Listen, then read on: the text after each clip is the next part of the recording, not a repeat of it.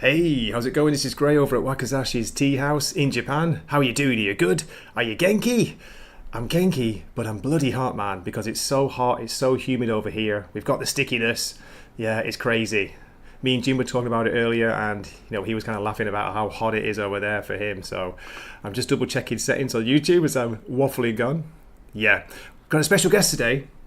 So I'm not going to keep him in the wings too long. We have, let's see, all the way from, I'm not going to say where, where is it? The X-Men Tower? Is that right? All the way from the X-Men Tower, we've got Ruben. How you doing, man? Hey man, how's it going? It's good. I know you like virtually through Weird Science Comics, Weird Science Podcast, and you do a podcast yourself, don't you? I do, yep. Been about a year, and Oh, is that all it is? I thought we did it for longer than that. Yeah. No way. Well, it might be 2 years. I started out initially on an X-Men podcast with Jim. Okay. And, he got sick of X-Men, and so I Did he? Surprise, surprise, Jim. Yeah. And then a second X-Men podcast got started, and then their co-host left, and then, I was talking to Jason. I was like, hey, I could fill in. And then, being a guest co-host kind of just morphed into co-host.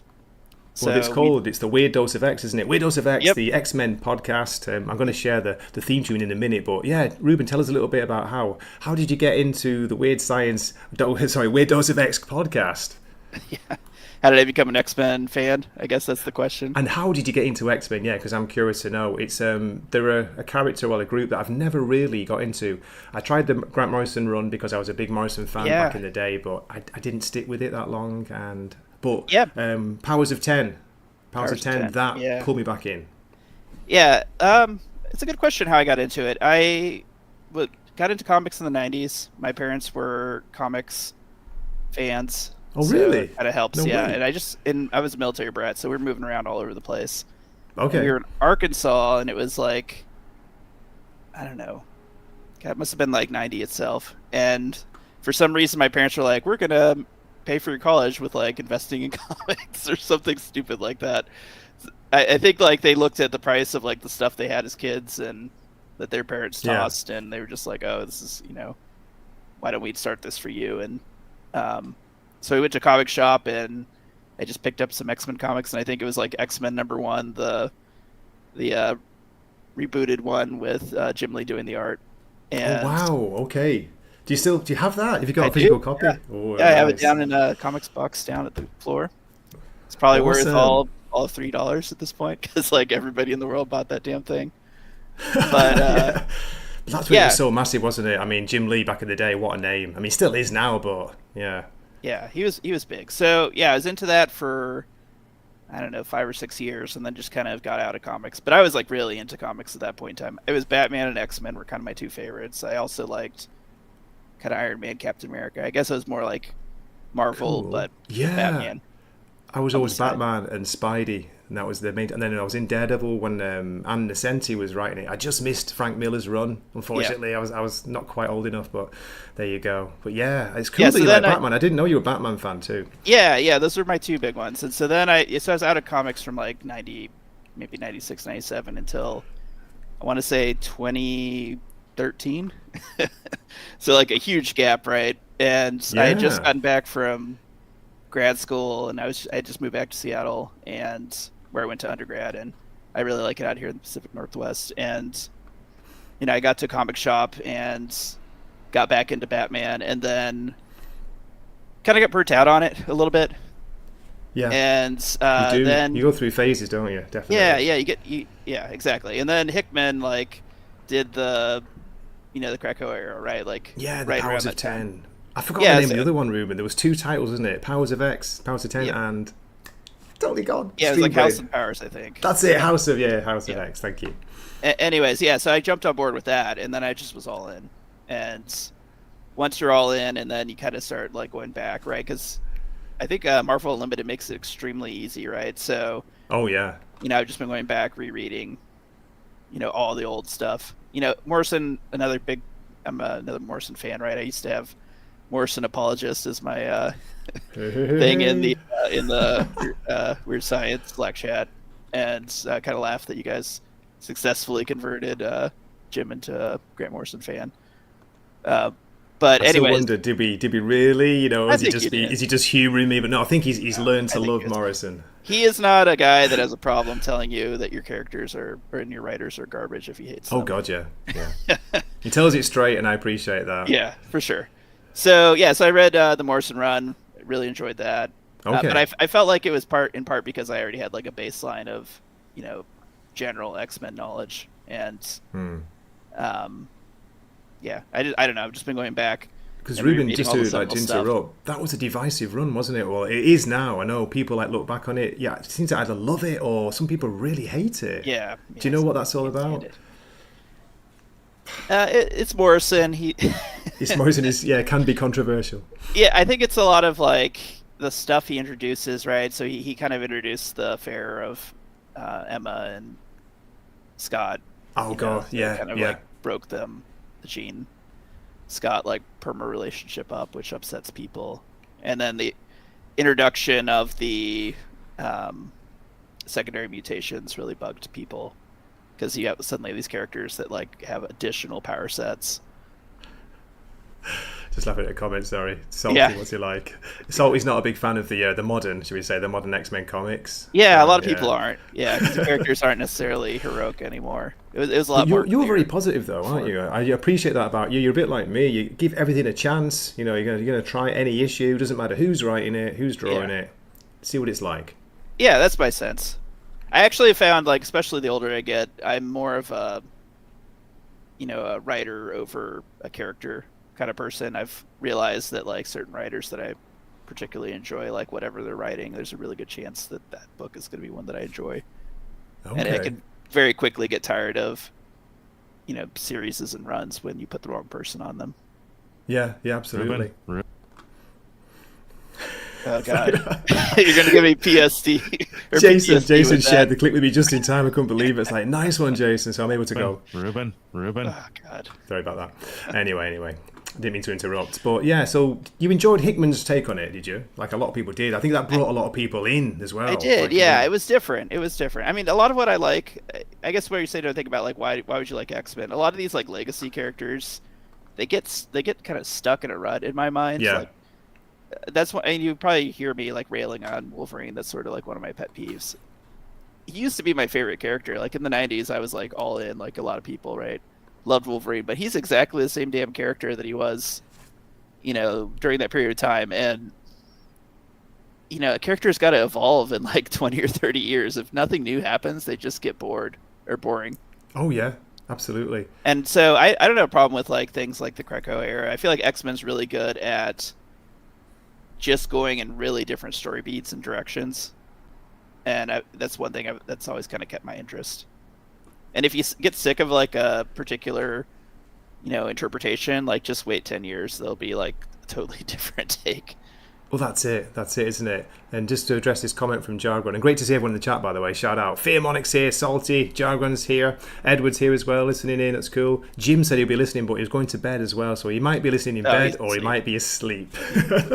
Jargon's talking about the Ultimate Universe. Are you reading any of the Ultimate, like Ultimate Wolverine or Ultimate X-Men?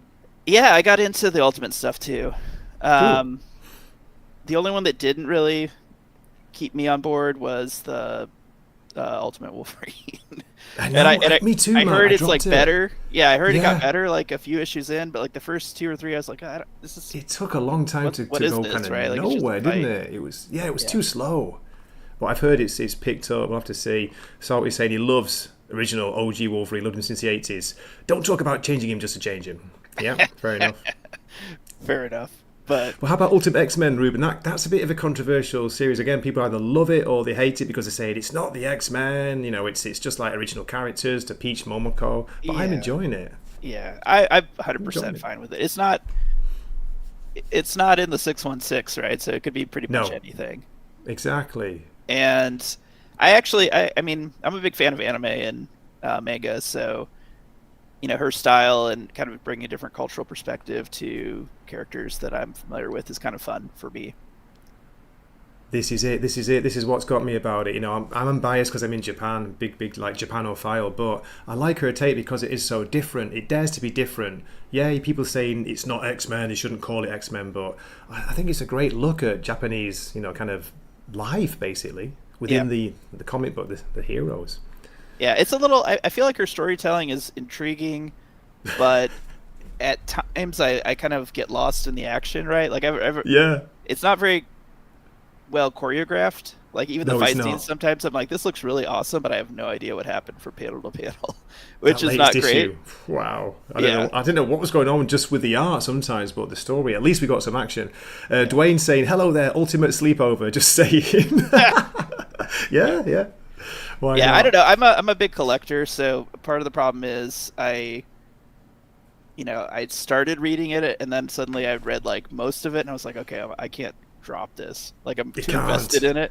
So I think a lot of people are like saying, "Oh, what's the point of this universe now that it's ending?" I'm kind of thankful for that because I'm like, okay, I just got to hold out until Yeah. we get to this big event, and I can see like how this all wraps up, and hopefully it's a satisfying Hopefully it's good. yeah, It's got a conclusion. And beginning, middle, and an end, hasn't it? Then, if it yeah, wraps up, yeah. hopefully.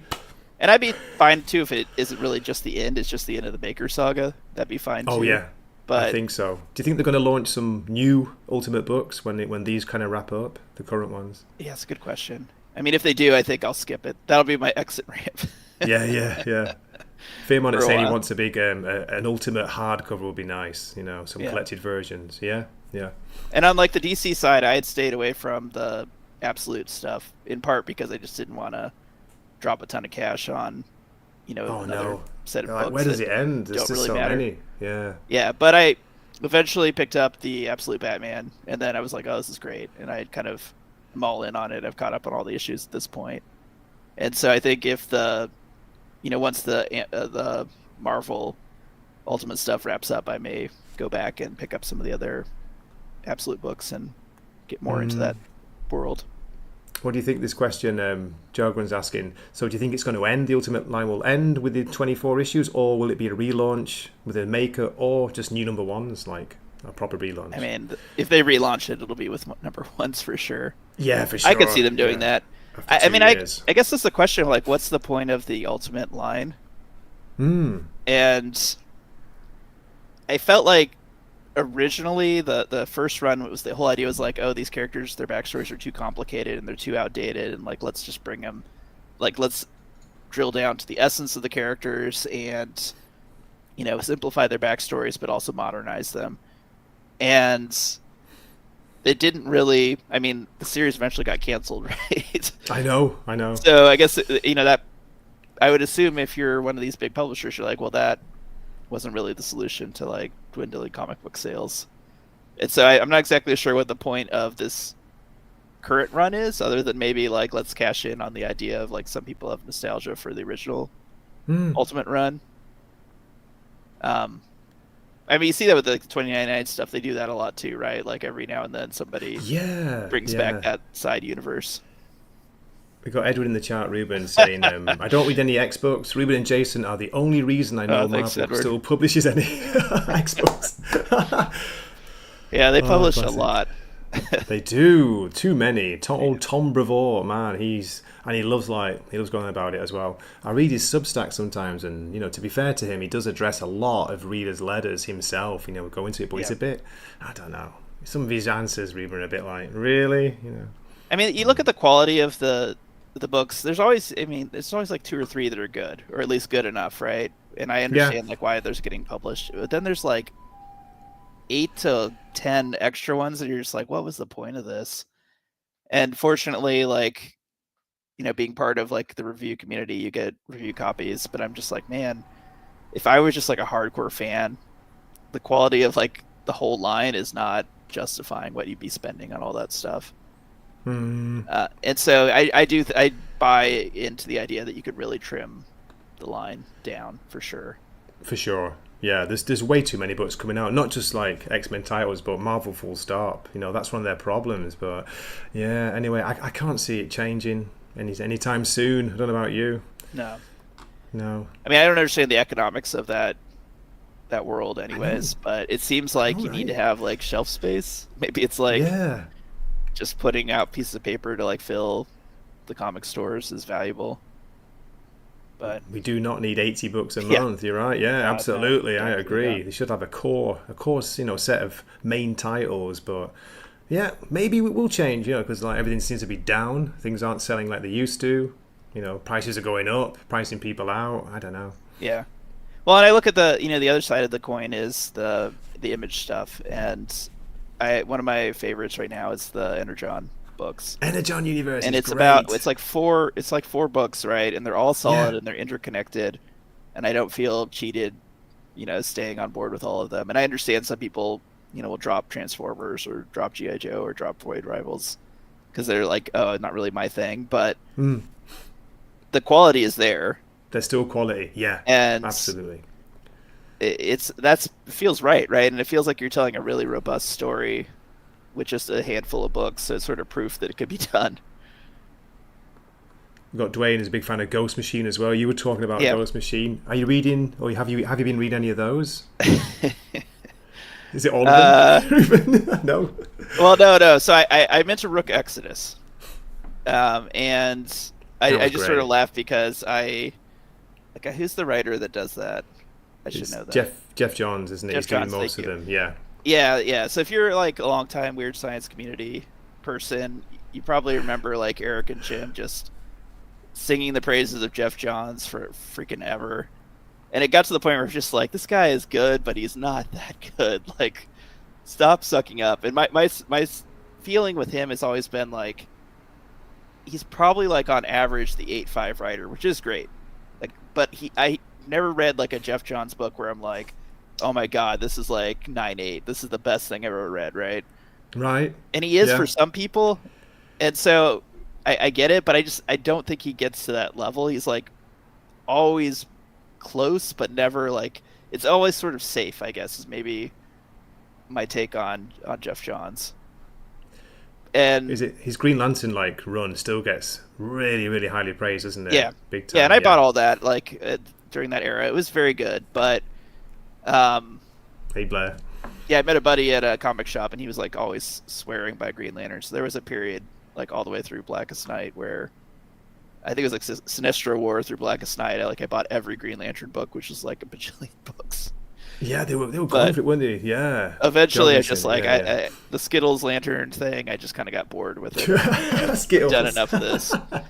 Because there was like no other story besides that. It felt like, for at least for me, but yeah. So I just kind of, I don't know. I feel like a sort of somewhat of a, he's too popular to like really buy into Jeff Johns, but I do like the Rook Exodus. That's good. He gets. I probably read the other books and think they're great too.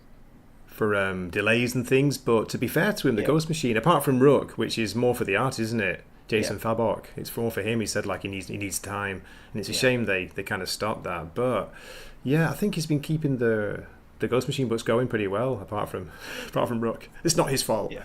No, but don't get us started on Doomsday Clock, Ruben? What happened to that? Jesus. Oh God. I mean, all these artists and writers, I feel like they do better when they're in charge of their own books anyways. Everybody, like, biggest fan of like at Marvel I was a big fan of Kieran Gillen, but like I feel like now that he's not at Marvel doing his own thing, it's like even elevated beyond that. And oh gosh, who's the current Flash guy? Cyspurria, our favorite British writer. Yeah, I know everybody freaking hates him, but I actually kind of like him. Like, do you like it? I like his Hellblazer stuff. Until he did the Flash, I was like Team Cyspurria. Yeah, I was enjoying Hellblazer. He's what was that indie one he was doing, like a kind of fantasy story? Yeah, that one was great too. That was good. I forget the really title. Put him on my radar. And yeah, Joe, I know you don't like him, do you? Cyspurria. I know. He did some X-Men Legacy stuff where it was like Legion-centric stories that were pretty good. I read, it's probably like 30-issue run or something. I read that. I really liked it. I really liked his Black Knight stories that he occasionally got tossed.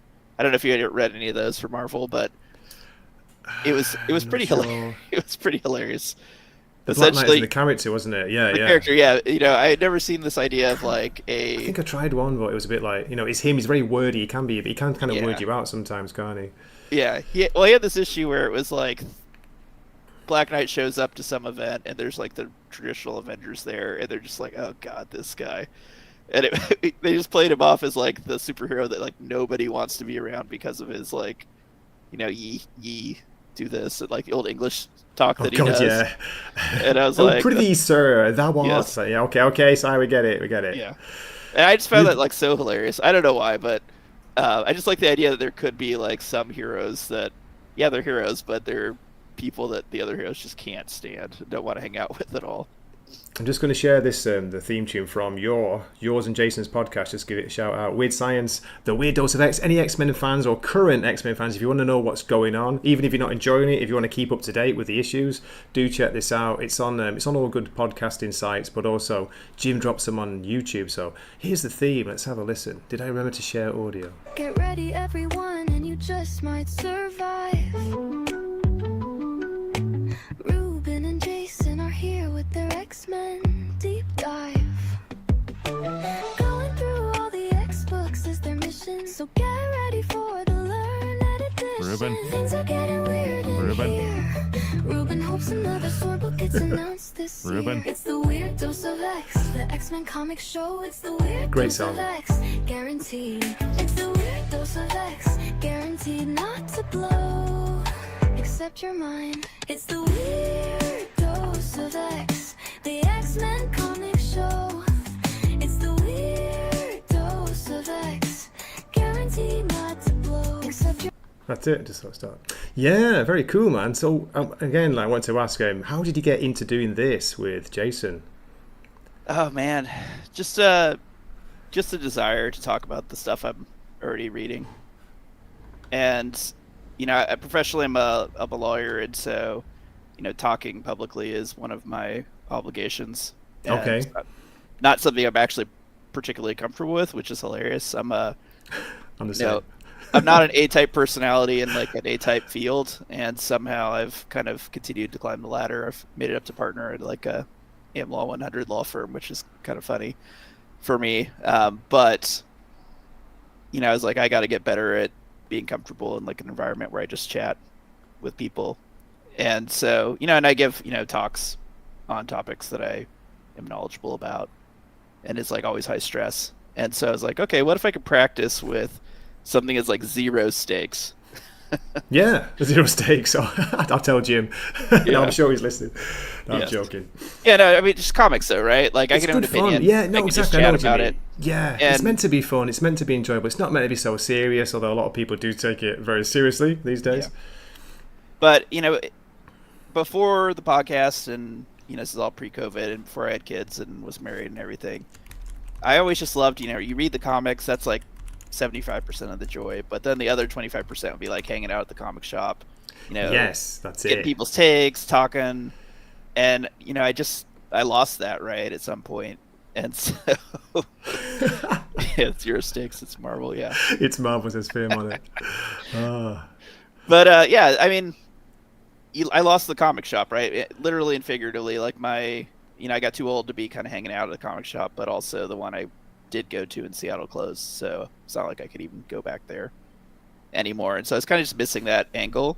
And at some point, I can say I like found Weird Science in general. Like I just was like kind of missing it, and I just like Googled and found the DC cast and started listening to it. And I always appreciated the Still kind of going.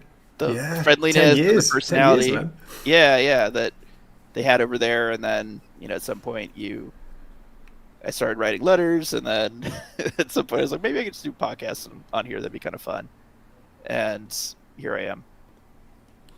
There you go. That's cool. The potted history. And yeah, it's good fun to do that, isn't it? Like I say, talk about something that you're passionate about, something you're into, and having a co-host is so much easier. I've tried doing it on my own a couple of times, doing a podcast, and this doesn't work, does it? It's not as fun either, right? Like not I as always fun. enjoy the interaction. Partially like I say I don't like public speaking. It's the whole like you're an expert on topic X and you go in front of people and you talk for 60 minutes, and that's your job, right, as a teacher. You just Yeah. like lecture people. That sucks. But like when No you have a expert. dialogue, it's like so much easier. Like a back and forth, right? And that helps with a co-host. That's awesome. Yeah, definitely. You need it. You need it. Dwayne's saying his LCS has been running since 1969, dude. That's amazing. incredible. That's awesome. That is incredible. I don't have access to one anymore, Ruben. I've got to do it online. I can get things shipped from Tokyo. There's a couple of shops in Tokyo. There's a couple in Osaka, I think, but it's like 3.5, 4 hours drive. It's too far for me to go. So I don't even know if I would. I mean, I'm like a hardcore digital reader at this point. Oh yeah, I'm into it now. Yeah, I know that's like controversial, but the alternative is I have like 1 or 2 long boxes for my first foray into comics. And they just take up space, and like, just like if I was a real collector, this would be a real problem. I don't know where I would keep the comics. I know. We should be asking like Dwayne or Fearmonic in the chat, like, where do they store them all, man? Yeah. And also, I mean, my wife supports my hobbies and everything, but I feel like I'd be incriminated if she actually saw how many comics were acquired. In part, she's like got a rough estimate of what we're spending on this silly hobby that we have. But Ruben, I'm sad to admit this, but before making the big move to Japan, obviously I sold so many, and it wasn't about making money. It was just to get rid of them. So I wish I still had some. I used to have quite a big collection. Nothing crazy, but a lot of stuff from mid '80s to early '90s. Yeah, I'm at this point now where it's like I got rid of all the physical stuff and just read digitally, but then I kind of was like, it'd be nice to collect something, right? So I was like trying to think maybe, I find a seminal series I just really like and go back and collect that, but I don't really know what that would be. No, I'm glad to say I've still got the it's not that old, but the Morrison's Batman run. At that time I wasn't living in Japan, but my dad used to post them over for me. Like, he'd buy a couple and send them over together, and I was so lucky. So that was great. I've got the physical run of Morrison's Batman and his Batman and Robin, when he was Dick Grayson and Damian. That was really fun. That was good. Yeah. Really good times. Yeah, I'm a big fan of Morrison.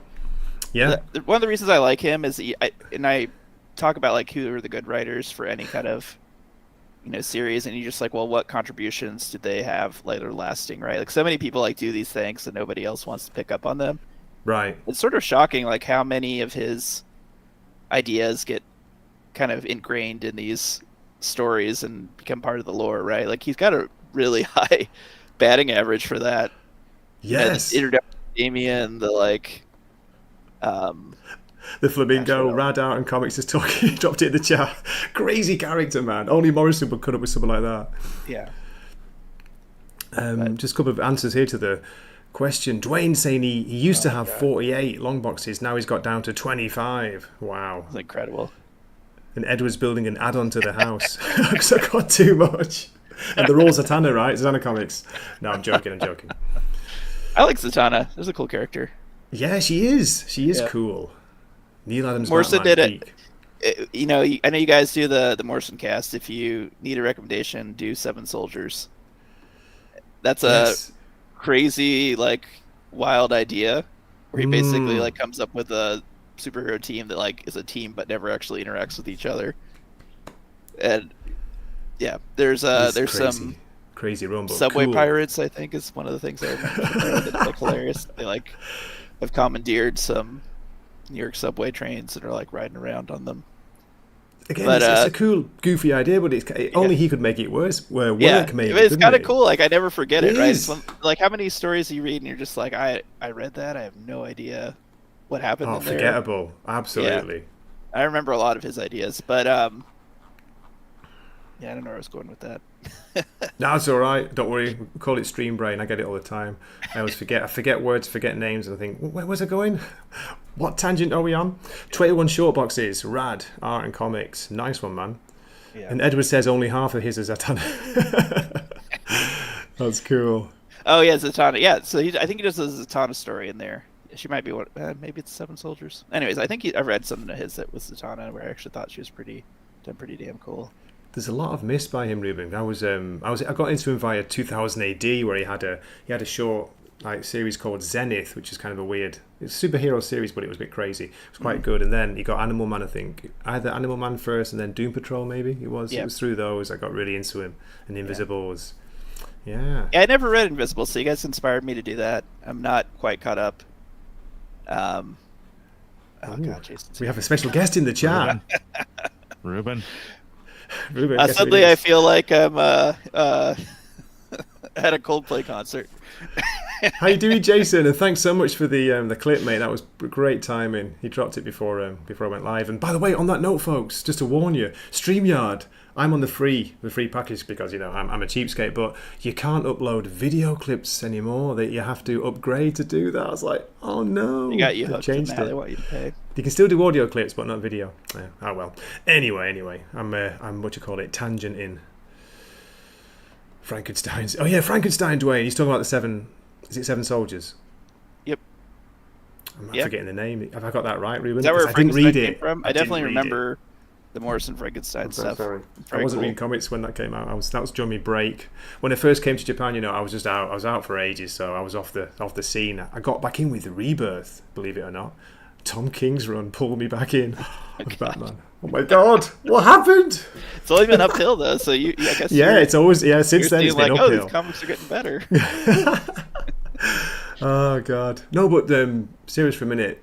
I think it was Rebirth that we had the Hellblazer, and that's when I got into Cy Spurrier properly the first time. Yeah. And he had a really good run, but it got cancelled. Yeah, too that soon. first one was incredible. That was and really I was good. God, I don't know if I was a Hellblazer. That might have made me a Hellblazer fan. Okay. So I went Good back time to and jump I've been on. reading the like original stuff. Oh, nice one. I've got a whole Vertigo stuff, not and I the made whole it through run, like but the first 2 or 3 I did bring writers. those I over think with I'm up me. to like the Garth Ennis stuff. And I Yeah. read the first one, which was incredible, and then I think I maybe stopped at the second trade of his. I think Garth Ennis' the first trade is his best. Yeah. It really is. It's a great story. The what you call it, the one where he gets cancer. Yep. Yeah. Yeah, John and then he Cancer, tricks the John. Yeah. Makes a deal with the devils or the demons. Yeah, That it's was one of my so favorite cool. stories. Super Some of them are memorable good, but he turned into, my brother kind of complained about Garth Ennis' run. He turned it into a kind of down the pub, and drinking with your mates kind of story, which nothing wrong with that, but he moved away from the magic, and it was more like, just God and the devil, and that was it. Yeah. Yeah, I thought Cy was like super dialed into Hellblazer at that Yeah, time that he was writing he it. was. And it got canceled prematurely, and I was like, this sucks. And I was really excited when it came back, and it just didn't ever entirely capture the magic. I will say that I felt like the last 3 or 4 issues, like the wrapping it up, it did kind of come back.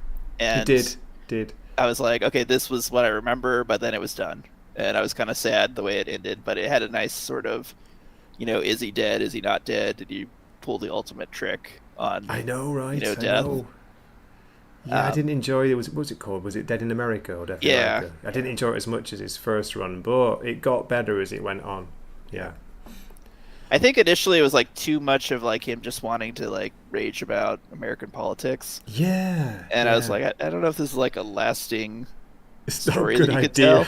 Yeah, to write this in, be published in an American comic book, surely. yeah. And I'm not like defensive, right? It's just like too heavy-handed, even Yeah, for it me, became right? too heavy. I kind of Yeah. agree with his perspective, but I was just like, this is making me feel uncomfortable. But saying that, the original run, I'm a big fan of it. Jamie Delano did the first 40 or 39 issues, and Yeah. he did bring, at the time, it was like Thatcherism and all that, going back then, Ruben, many years ago. So he did bring it in a little bit, not too much, but he did include quite a bit of politics in. But yeah, he didn't lose sight of the thing. It's magic. It's about sacrificing your friends and things like that, making deal, and how magic always comes with a huge price. There's Yeah. always a huge cost, and Yeah, that was good. I liked him as the one thing that really resonated with me is he's intending to be good, but he's not perfect, and he has a lot of regret for like the shit he does. He just felt very human, right? Like a lot of stuff is not going the right way, but I do feel like he's a hero in a way. Yeah, he's like an anti-hero, isn't he? Yeah. And then there's like one in that first run. There's this story where it's I didn't realize it was like a spin-off from the Sandman series, where I forget what the serial killer's name was, but basically it's like the serial killer from the Sandman series that doesn't. The Corinthian, No, not that one. That's the the Family Man. the Family Man. Yeah, the one that doesn't show up, right? So he doesn't show up to the serial killer convention. Yeah. And so, but then in the Sandman. Hellblazer story, they explain like why he never showed up to the serial killer convention, because he that was a gets cool mixed up story.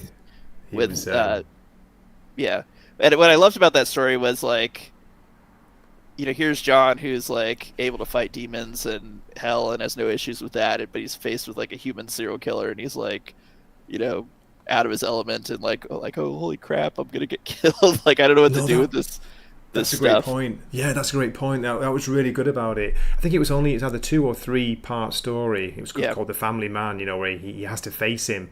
And I don't want to spoil things, so I won't mention. But yeah, it gets serious, doesn't it? Like John, he's fighting for his life. Like seriously. Yeah. So I love that one. It's really good, memorable story. Constantine. Oh god, yeah, the Swamp Thing. Constantine was a ball buster on Swamp Thing. Yes, using was it? No, he let Swamp Thing, didn't he? Alec Holland. He let him use John's body, his own body, to impregnate Abby. Did you know that? To create Teffy. Yep. Crazy. That takes me back. Anyway, I'm all over the place. Ruben, we're going to talk a little bit of comic book news, if that's okay. We'll just get your thoughts. And to let people know, I've not prepared this either, and neither has Ruben, so he doesn't know what I'm about to drop on him. Don't worry, it's not like a test or anything. But let's have a look at just a couple of articles. The first one is, are you interested in Deadpool Batman? That's the question. Any interest, Ruben? It's just about the covers, really. There's a Steve McNiven, a Pete Momoko, an Art Germ, and a Terry Dodson. What do you reckon to these? Let's have a look. That must be the Dodson, is it? That's not bad. Yeah. I love the Art Germ. This is Art Germ. I know. It's really cool. Know. I'm over Art Germ. I mean, it looks good. It looks like a 90s, like, extreme, like, training. They're all kind of similar in the end, aren't they? Yeah, I know what you mean. He just has this, like, plastic glow, like some kind of filter he applies to all his art, and it just... Yeah, it kind of waters it down for me. It's like it's great art. I don't want to knock it, but it just always feels like the same.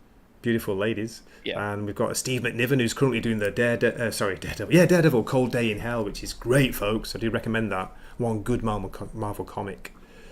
I like that one. Very dynamic photo. Look at that with Wolverine. Awesome. Why are all these Batman Deadpool covers omitting Deadpool? I know, right? It's like, hang on a minute.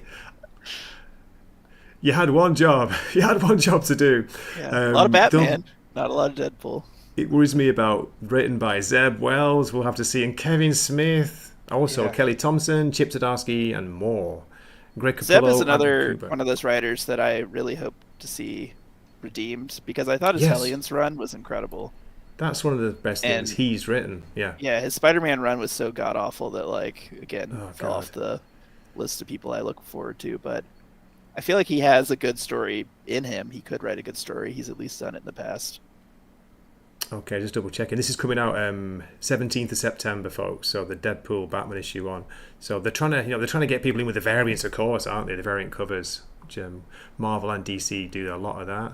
But yeah, I don't know if I'm excited for it or not. I don't know.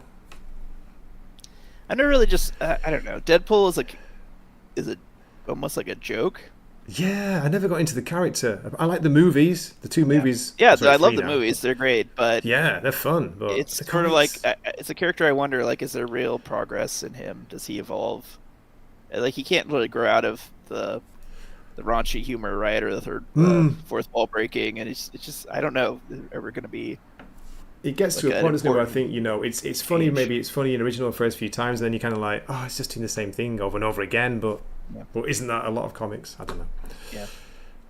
Are comic books the first fiction to be interconnected? It's a good question, Stephen. I don't know. Interesting. Ed was saying he is interested. Oh, sorry. No, I'm not interested, but I will read it. Sorry, man. Jason. Tom King's Vision was the first title I ever subscribed to digitally, and probably the first comics I'd bought in any format since 1983. No way. Interesting. That was back when I used to like Tom King, Ruben. His Visions miniseries really pulled me in. Everyone raves about that. I've actually never read it, so I'm not going to write him off. But it's worth a look. It's typical him now that we know what he's like. But at the time, it was kind of like, whoa, this is new and different and a good take on the character. Mm-hmm. Well, Dwayne Muth. Alan Moore has done some good writing. Also, Light of Thy Countenance. Wow. Yeah. You can't knock Alan Moore. You can't. Over in the corner of the store. Anyway. I do think it's funny that he was always against Grant Morrison. Yeah. Why was like, you guys are both incredible pillars of there's some kind of feud between them or something. I think they write different types of stories. Yeah. Alan Moore felt like his style was the right way, and Grant Morrison was the wrong way. But we'll see. And that was kind of silly. I love both their writing. I don't want every writer to be like a clone of each other, right? Yeah, wizard battle, says Fear Monarch. That's right, you got Morrison, who's a big fan of chaos magic, and Alan Moore, who is, he's turned himself, was it a midlife crisis? He actually turned into a magician. He's a practicing magician who worships a snake god. There we go. I also wonder about writers like Morrison too. Like, it feels like once they get so big that they don't get edited, their quality goes down. So I was a much bigger fan of him when he was up and coming. Me too. Than I am now. Like, the more recent stuff I've been kind of disappointed by. I'm the same. It proves, doesn't it? I guess, when you're young and hungry, people seem to do the best work. Yeah. Maybe. Radar is saying, basically, Batman, Deathstroke mixed with a Lazarus pit. Okay, the next one is this. So you are a Batman comic fan, yeah? I don't know if you're going to be picking this up. It's they're making a Joker, Harley comic book sequel to the original I'm not gonna read Criminal this. Sanity. No? you spelled me as like a positive guy, and here I am. No, you're good. You're good. Everything. Pish posh. And when was it? I didn't actually read the first one. I think I read the first issue of the original one from 2019. It's the same creative team, 4-issue mature readers DC Black Label title launching on the 8th of October. Joker Harley Malicious Intent. Let's see, it's by Cami Garcia, Miko Sueyan, I think is the artist, and Jason Badoer. Okay. Yeah, I'm just not that interested in Harley. That's why this doesn't excite me. Okay. Good art, by the way. Nice art. Yeah, Great black and white, isn't it? It's pretty awesome.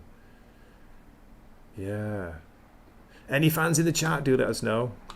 So there's not much news this week, Ruben. This is about it. I've got a full solicit list. I'm not going to go through it all for October too, but where are we? There's one more thing. I want to get your take on this. Absolute Martian Manhunter issue 5 is coming out next week, folks. Darkness unleashes madness.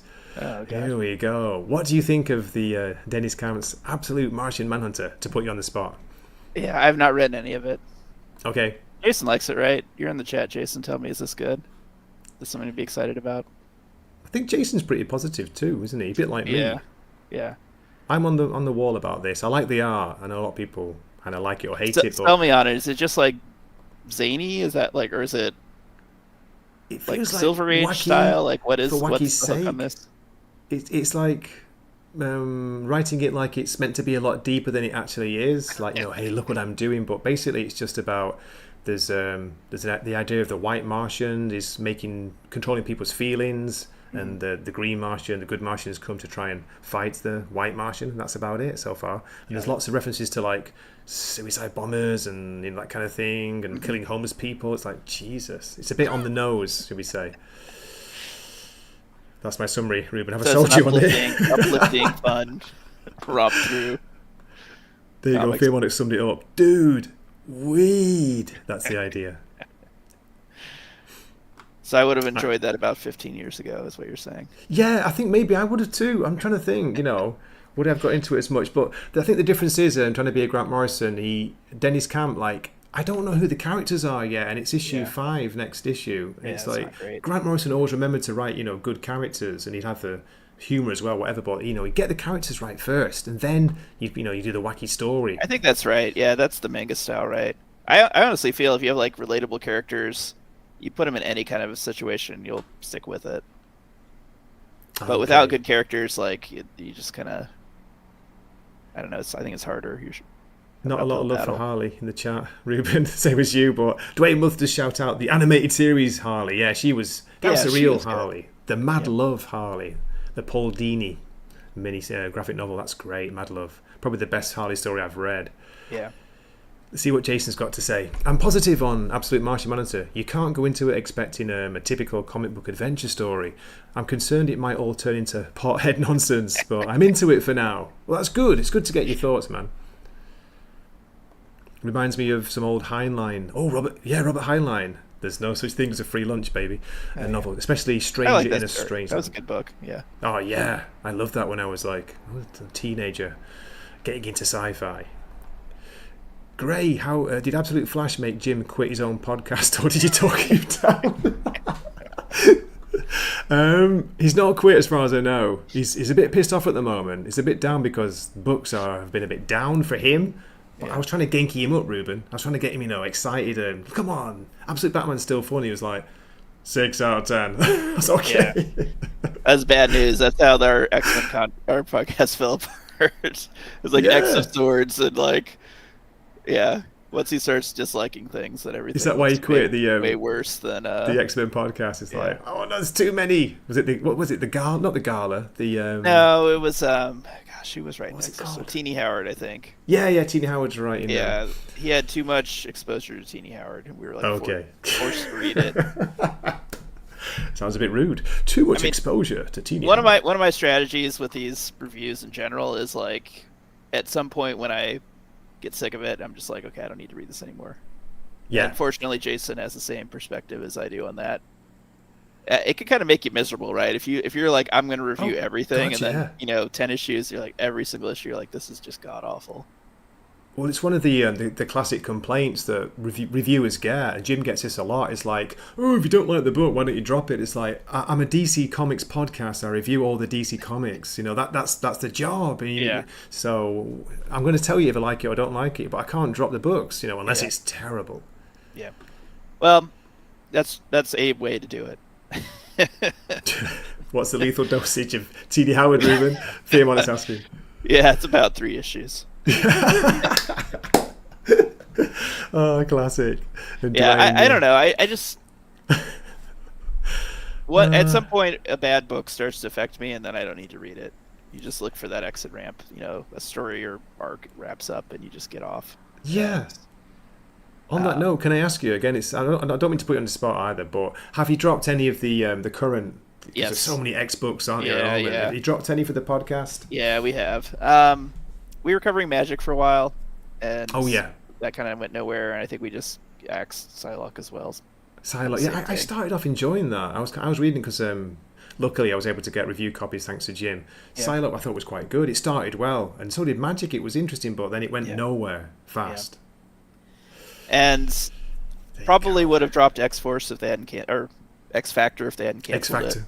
Yeah. It was pretty bad. And X-Force, it was like not bad enough to drop, but it just didn't seem to have a point in my mind.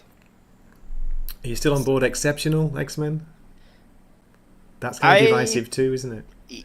It's up and down. It's up and down. Yeah, it's up and down. So there was a point when suddenly I got excited about it and I subscribed and I was pulling it, and then it went way back down again, and I canceled. And I didn't particularly like the Mr. Sinister arc they just did, so I've been kind of down. But this last issue that just came out this week, I read it and I was like, this is kind of funny. And it was like a throwaway Ironheart crossover, which those issues are always terrible, right? Where it's like, hey, let's just throw a random crossover character into this, and there's something about the humor and the teens hanging out. It felt more believable, relatable, and less like I know teens. Sometimes these writers are like, let me just do these teen situations. Hey, fellow teens. Yeah, exactly. And those issues drive me crazy. But this one felt plausible, and I was like, I kind of like these exceptional X-Men in this issue. So at least for one issue, I'm kind of back on board. But I could see that one falling off the cliff and dropping it. Yeah, I was reading it. I gave the first few issues, like Dwayne's saying there. I always give a new series at least 2 or 3, see how it goes. But it didn't hold my interest. I've kind of dropped them all at the moment, Ruben. I'm sorry to say. I was reading Uncanny. I was reading X-Men. But what would you say are the best out of the main ones now? What are the best titles? Yeah, God. It's probably just X-Men and Uncanny. And I have liked Gail's writing at times, but lately it's been I don't know, she's trying to introduce these new characters, and I'm just sort of like, maybe that's not your strong suit. Maybe you should just write a story with any of the 500 to 5,000 X-Men characters that are already established, instead of coming up with these completely forgettable Gail Simone creations. Yeah. So it's not, I don't know, it's not that great, and the McKay stuff is McKay stuff. But I don't know. I like the way he writes Scott, and so in the Cyclops, the boring character, is probably my favorite character. So I'm enjoying that, and there's like a few elements there that are just kind of keeping my interest. I still like the, the 3K kind of drama, and the Great Balkan Prison is kind of interesting to me. Like this idea of these characters that you like might potentially be locked up, and people have to go and Jason saying, don't pull 'em always need 2 or 3 issues to know that a title stinks on ice. Ruben knows what I mean. What's that? It's a good question, but yeah, I don't know. Those are the ones I'd say if you're going to read X-Men, just read those 2, and you can probably skip all the rest. I was super into like the Mystique and Sentinels miniseries. Those are probably the best of the stories that we read in like the. Hey, that Sentinels was good, wasn't it? Who was that again? Was that was it Alex Patnodell? No, not Alex Patnodell. Someone like that. I get mixed up. Yeah. The writer. I can't remember. Hopefully Jason will drop it in the chat. Sentinels, a miniseries, that was worth a look. It reminded me of a kind of sci-fi, almost like a 2000 AD good sci-fi story. Yeah, it was good. I've always been a big fan of these like stories with characters that are not the safe characters, because you don't know what's going to happen with those, right? Like there's more drama in it. Because like, are you going to kill off the Sentinels team? Like nobody's going to tell you, oh, you can't kill off, random Sentinels character that you just created, right? But nobody's going to let you kill off like Mystique, right? So there's some value in these stories with, nobody B-list characters or D-list characters, or newly created characters. Okay, let's have a look at the comics from this recent week. Ruben, you got any shout outs? Anything you want to recommend? Here we go. Yeah, that Batman's good. The Ultimate Batman, or Absolute Batman was. I recommend it too. That's a book of the week for me. One of the books. Yeah, definitely. I thought Imperial #2 was decent. It's not quite as. I need to get into that. Yeah, it's not quite as good as the first one. I actually really like the Marvel Cosmic stuff, and it's for that reason I was just describing, which is I'm a fan of that too, but I kind of missed the first issue for some reason. I think it was the page count that put me off, but I've heard this is really good. It's worth picking up. Yeah. Yeah. It the cosmic stuff is fun to me because again, like nobody complains when you kill off random, Marvel Cosmic characters, so it happens all the time, and this like status quos change pretty dramatically. And yet, strangely, all the people that are writing in there try to maintain continuity. So, I kind of like that. I haven't gotten to that G.I. Joe issue yet, but I expect it to be good. So I will read that probably tonight. And got a note from Jason. Plug Power Fantasy. I want that one to continue. So I believe I've not listened to the whole podcast yet, but I'm about halfway through. Your latest Weird Dose of X. You cover the Power Fantasy, right? Oh God, yeah. I feel like that's half the podcast. I'm looking forward to it. I need to catch up on the issue first, but it's pretty funny. You could honestly just listen to that review and then start with issue 11 because nice one. We pretty much. Not in our traditional style. I was kind of afraid. I think it would probably have been like a 4-hour podcast if we did our standard like deconstruction. And funny enough, preparing for that, for the one time I took notes, like we didn't actually go by script. And really? But if anyone wants it, I've got a handwritten timeline of like everything issues 1 to 10 in the Power Fantasy. Wow. But yeah, so we basically kind of just talked about the main characters in the story, and then just maybe some of the story plots that are going along with them. And in about 45 minutes, we probably covered every major plot point. Okay, just gotcha. doing it that way. But it's a great story. That is my favorite right now. It is like harkens back to like Immortal X-Men, which I was a huge fan of when Gillen was writing that.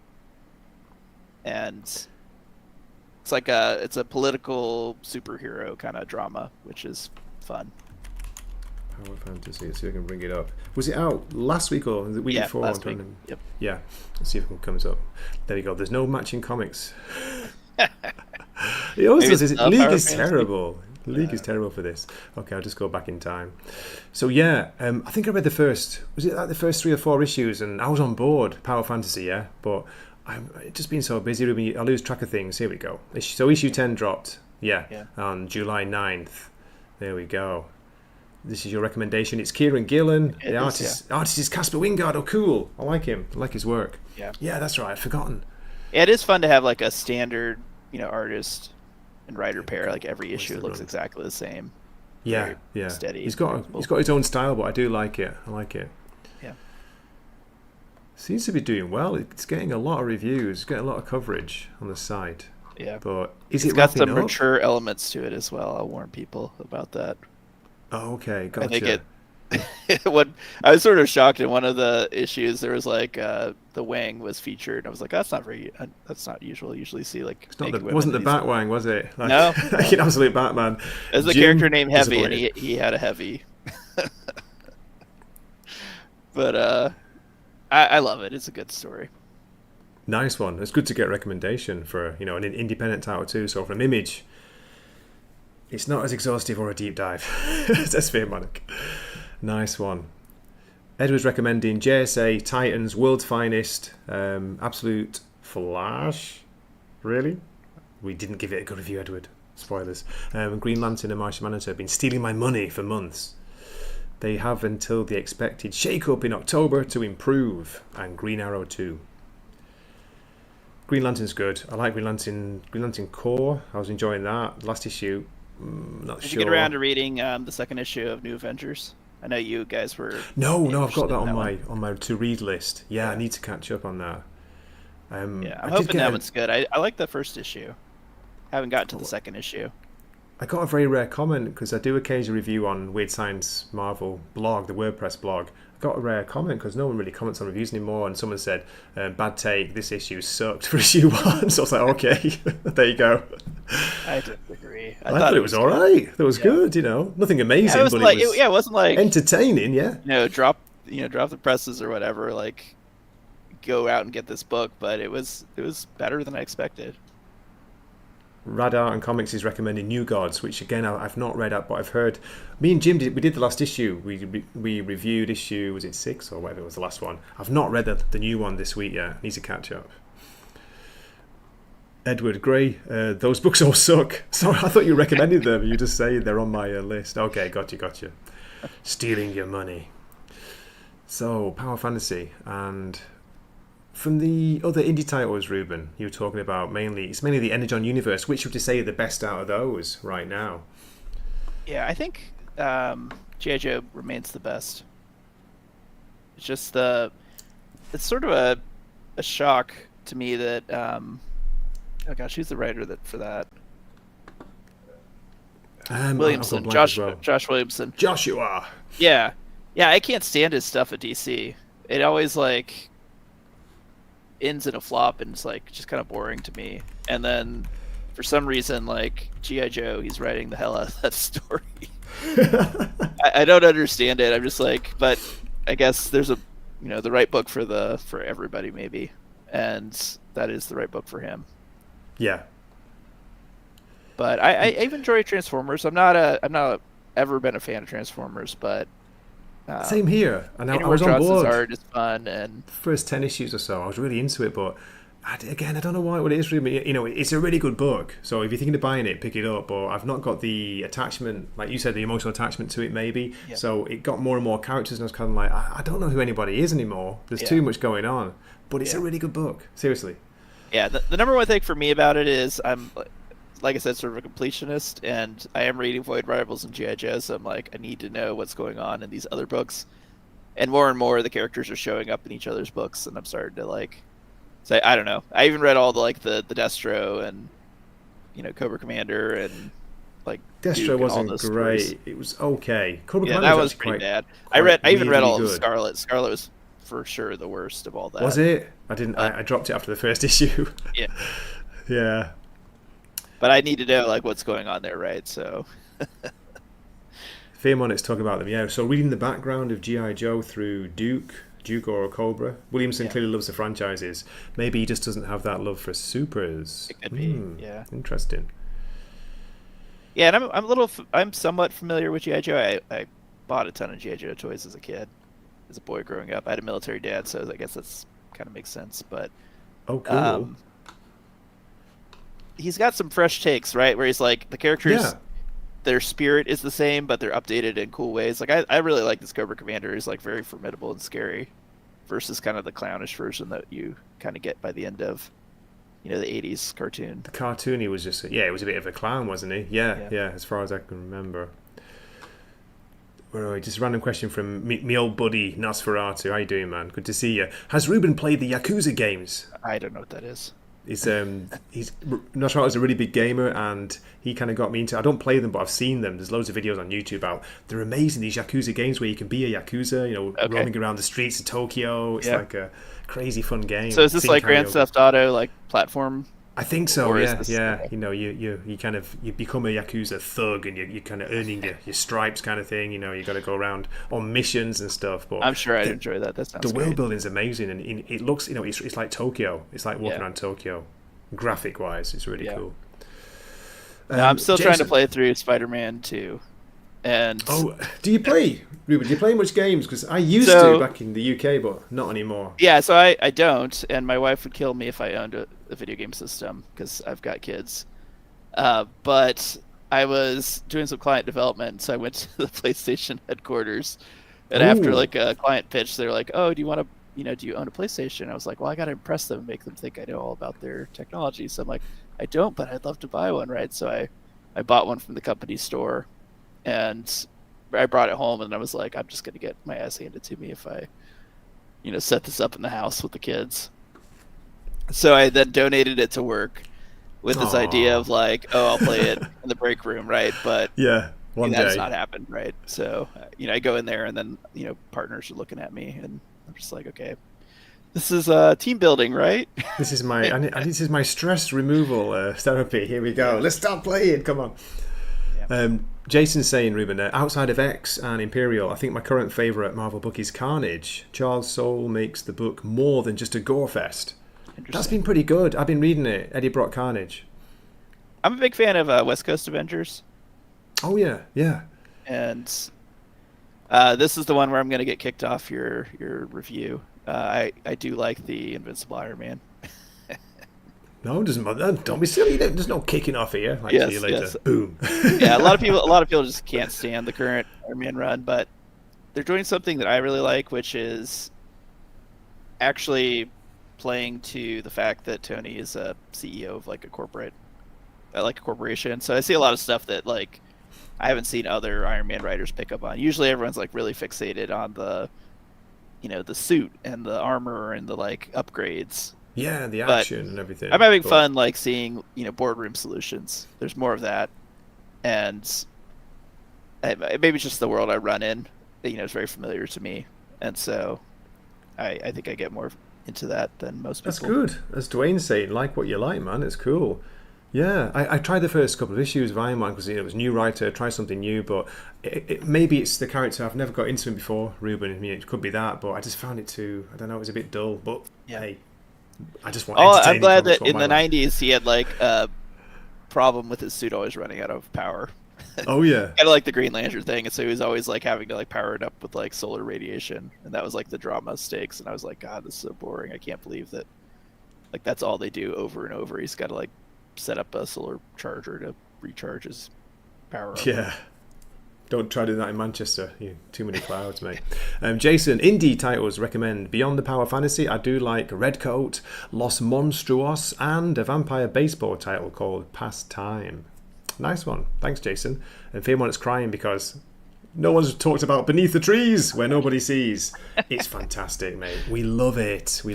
Right. My wife is one of those like true crime lovers, and so I bought the trade of this for her for Christmas. Did you? She's never mentioned it. I'm pretty sure it's not been read. Oh no! Tell her I think she was like, "Thank you," missing. and it like went into a pile, never to be seen again. I was hoping to like get her into that. I was like, serial killers, you love that stuff, right?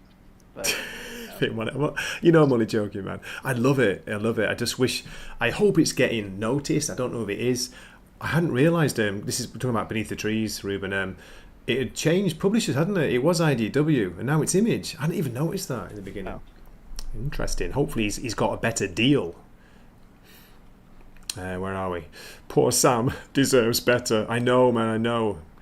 I said we'll wrap up soon. I know you're. I said we're just going to go for an hour. Let's wrap things up in a minute. Edward, I like the new Captain America. Once the Slack explained the sliding timeline to me. I know, right? I was a bit confused with what was going on. Like, where are we in time? I'm not sure. I like that first issue. It was good, for sure.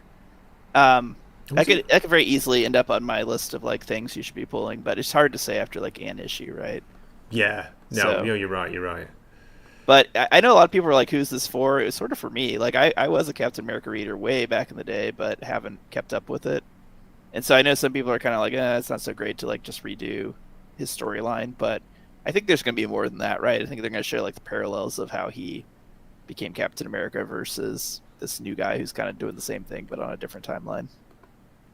Sorry, I made a mistake. You're right, Fim. I don't know why I thought it would change the image. Yeah, it's IDW. They've changed the logo, that's why. Silly grey. It's called IDW Dark. No way. IDW Dark is the label that's publishing. So yeah, you're right. Thanks, man. $4.99. Patrick Horvath, by the way, for Beneath the Trees Where Nobody Sees. If you're looking for a true crime meets Dexter meets Richard Scarry, is it Scarry? His colourful animals. Check it out. So, before we wrap things up, anything you want to shout out that you're doing, like your podcast or anything, Ruben? And any final recommends? Oh man, I should have prepped for like old stories to read. No, you're good. But no, not really. I just want to say thanks to Jason. He's in the Slack, and I always enjoy talking to him and podcasting with him. So big ups to Jason. Yeah, me And too, man. also to you, Gray. I've always enjoyed your stuff, and it was kind of fun when you got more involved with the weird science stuff. So.